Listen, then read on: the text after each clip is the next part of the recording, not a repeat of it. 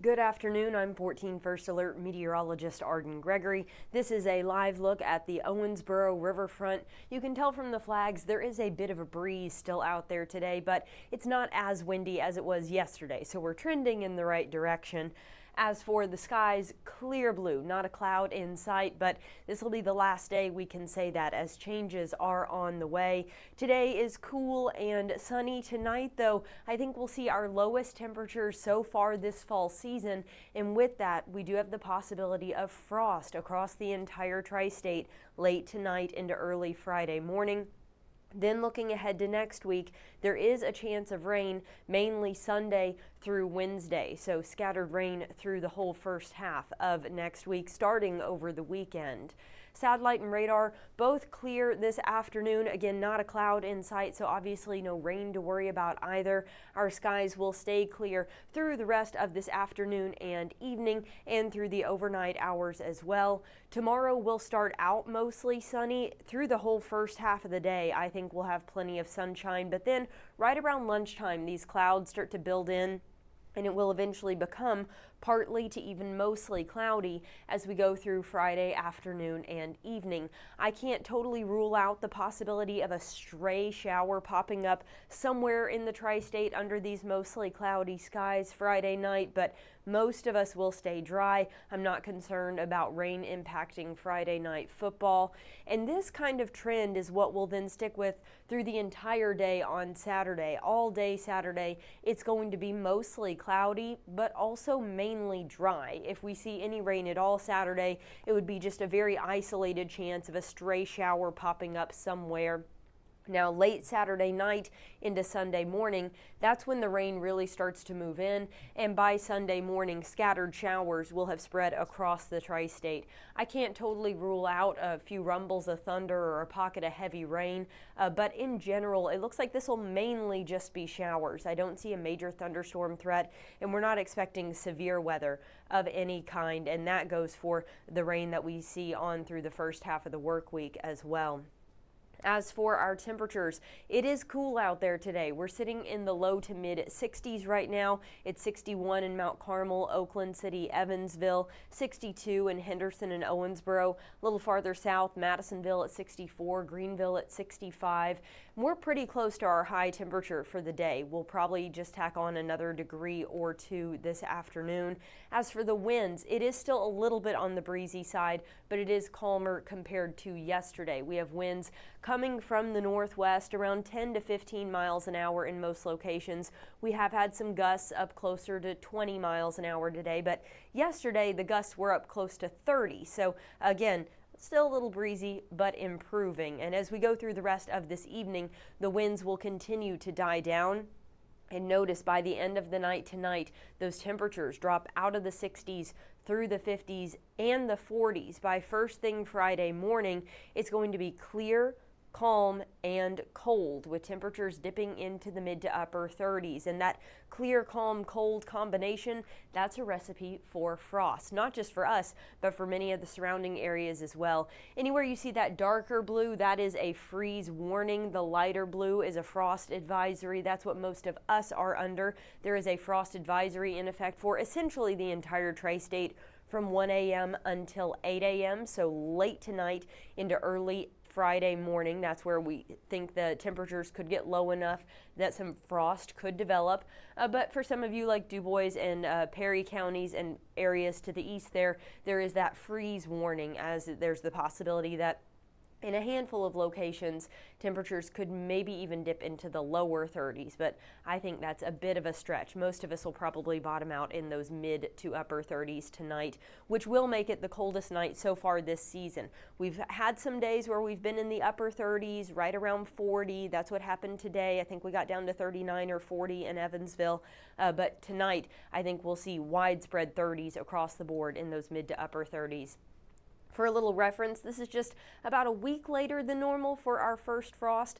Typically, we would see our first frost somewhere right around October 17th, but it has happened as early as September 22nd and as late as November 14th. So we are well within the range of what would be considered average, but most years, about 73% of the time, we would have already hit our first frost by the end of this week. So we are well within the range of normal, but maybe just a tad later than you might expect for the first frost, because, you know, the first half of October was very warm. We had a lot of 80s this October, so we're just now getting our first true fall cold snap, and with that potentially comes our first frost of the season tomorrow morning. Now, as we go through the rest of the day Friday, like I said, I think we'll have a lot of sunshine with just a few thin clouds starting to build in through the first half of the day. Then it becomes partly, then mostly cloudy as we go through the afternoon and evening hours. Temperatures will once again top out in the low to mid 60s tomorrow afternoon.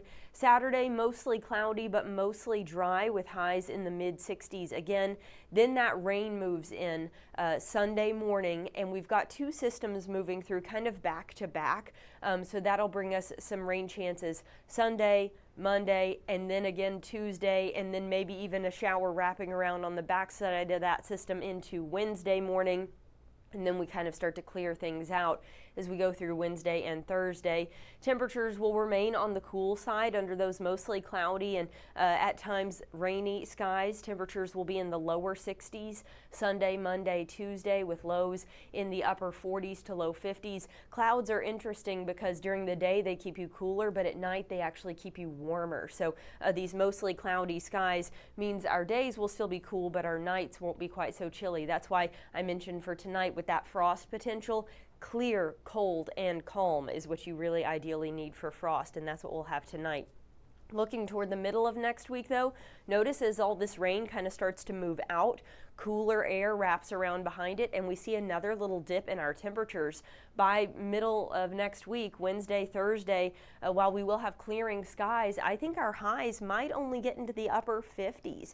So some real fall chill by the second half of next week.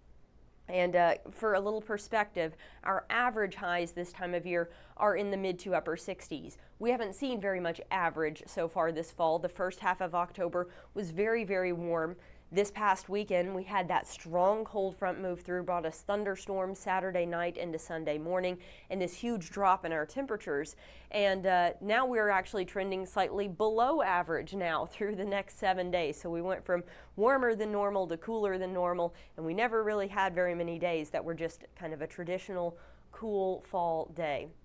Moving forward in the extended outlook now, from Halloween, Friday, October 31st, up through November 6th, we're sort of caught in the middle. We've got cooler air down to the southeast, warmer air off to the northwest, but here at home, it does look like we'll sort of even out to kind of typical early November weather for those first few days there. As for precipitation, that rainier weather starts to push off to the northeast. Drier air starts to build in from the southwest, and so we're looking at near to maybe slightly below average precipitation. So fairly dry and fairly typical temperature-wise seems to be the general trend from Halloween through the first few days of November. That does not mean that every single day in there would be that way, but that just seems to be the general trend. Let's take one quick look at the tropics before we go. We are still keeping an eye on Tropical Storm Melissa with winds of 45 miles an hour, barely moving. Melissa is currently moving at 2 miles an hour. It is just kind of hovering over the Caribbean there, and it is gaining strength over the warm waters of the Caribbean, though. So as it continues to just kind of spin out over this same general location, notice by this weekend it's expected to become a Category 1 hurricane. Then by early next week, we're talking a Category 3 by Sunday, Category 4 hurricane by Monday and Tuesday of next week, essentially right on top of Jamaica. So this is going to bring some serious wind, serious rain to places like Haiti, Jamaica, maybe parts of Cuba, depending on the exact track and the exact size of this storm. So definitely impactful for a lot of folks down in the Caribbean. but not expected to bring us any direct impacts here in the United States. It is something we'll continue to monitor for you, though, and we'll keep an eye on the rest of the tropics and let you know if anything else pops up. Here's one more look at that 7-day forecast. I'm not seeing any questions in the comments. Hello to Suzanne, our only commenter so far today. Thank you for tuning in, Suzanne, and saying hello. We appreciate it. I'm not seeing any questions, so hopefully this forecast is pretty straightforward. Like I said, it's good news Friday and Saturday, although it will start to cloud up, trending mostly dry. Second half of the weekend, though, Sunday, especially Sunday morning, looks like it may be one of our better chances of rain out of the next 7 days. So we will be keeping an eye on that for you. But good news is, while we are expecting rain and could even get a few rumbles of thunder, as of right now, we are not expecting severe weather at any point over the next 7 days. All right, I'm going to go ahead and wrap this up. Jamie Fringe and Robinson Miles are actually working on some news stories for you right now, so they're not able to join us today, but I hope you'll tune in to see what they're working on tonight at 4, 5, 6, and 10. Y'all have a great rest of your day.